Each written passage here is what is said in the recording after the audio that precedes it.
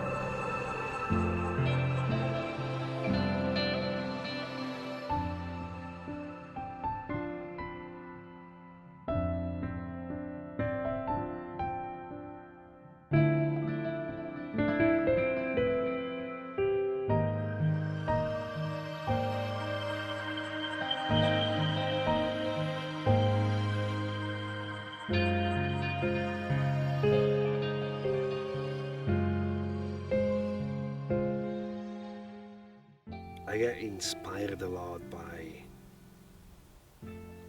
everything I saw, from the cliffs, waterfalls, and amazing sunset where we park near the shore, or see Ireland from the highest mountain, and get all that in my eyes. I mean, it's still vivid, and it's not just recording things with the camera. It's something that I just witness, and it's, I don't know how to translate that in emotion, but I felt relaxed.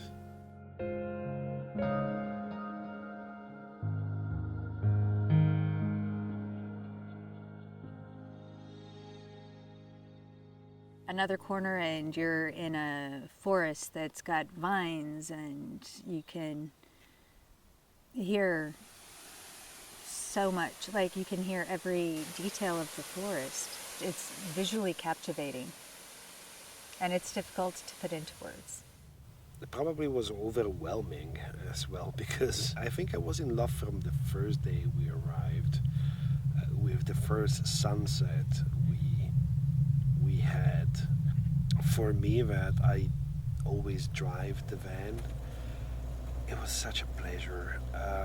Sometimes kind of risky, because I'm always, look around, because there's so many beauty, and I so loved it. I mean, yeah, the road are a little bit narrow over the passing place and everything, but such beauty all the time.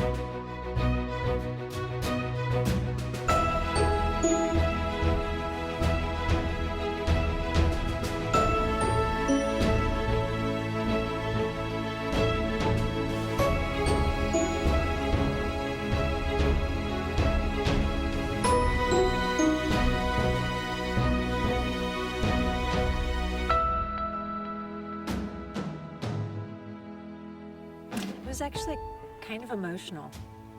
I don't know, I think it was the atmosphere, it was the stress, because we had some problems on the border, and The first people we met were so friendly, giving us tips on where to park and what to see in Ireland, and so happy to have visitors. And it was really welcoming, and it also helped that the first place that we parked, everything was so green. I mean, it dazzled the eyes, and the sky was overcast, but it started out quite magically. I think that from the first moment we land in Ireland, I felt home, and it's something that I really like, just because we live as nomads, and it's nice to feel home away from home.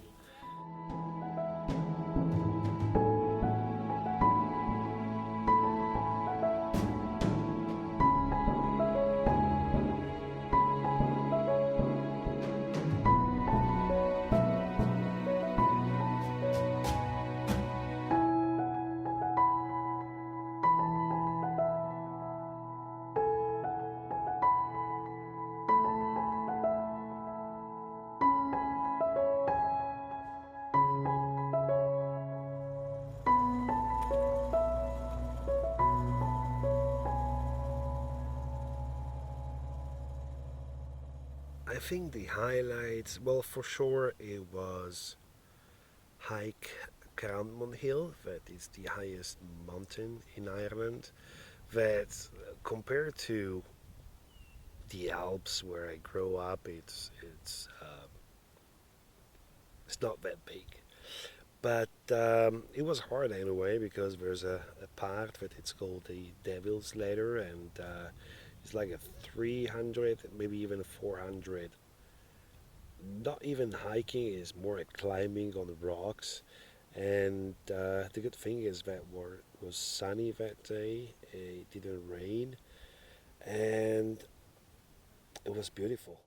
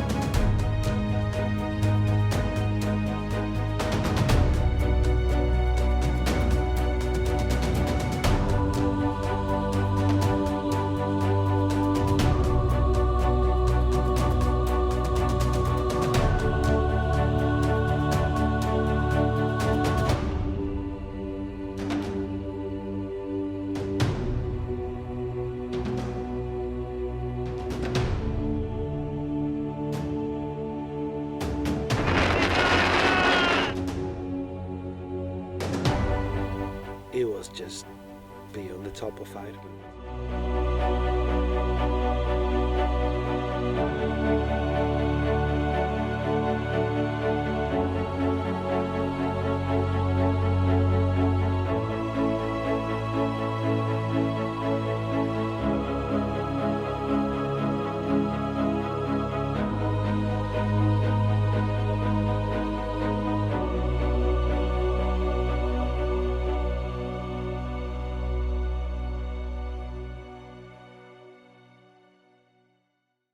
Probably we had a date night.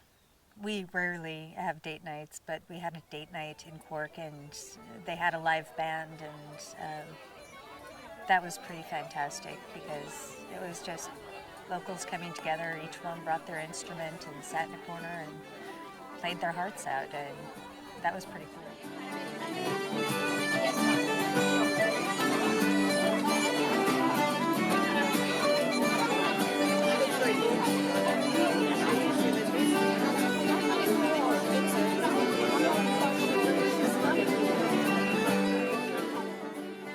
wouldn't say it met my expectations. I would say it exceeded, far exceeded, because I don't know, in some ways you don't expect to find that amount of, I don't know, history and heritage that's thriving today. And I think with people getting so caught up with technology, and it was a step back into enjoying people's company and getting to know people and being able to enjoy the atmosphere without having to panic and post it on social so that you can show that you've been there. It was, it's a place where I feel that we connected with people on a more genuine level. We met a lot of people and we visit a lot of places. Some of our friends from Ireland, they told us that probably we see more than Irish people, because we had the possibility to just go all the way around and also visit part of the countryside. And I'm always social when I travel. I want to be social, and I kind of learned back in the days to be social. And because I know that it's the best way to get more reach of information about each place I visit.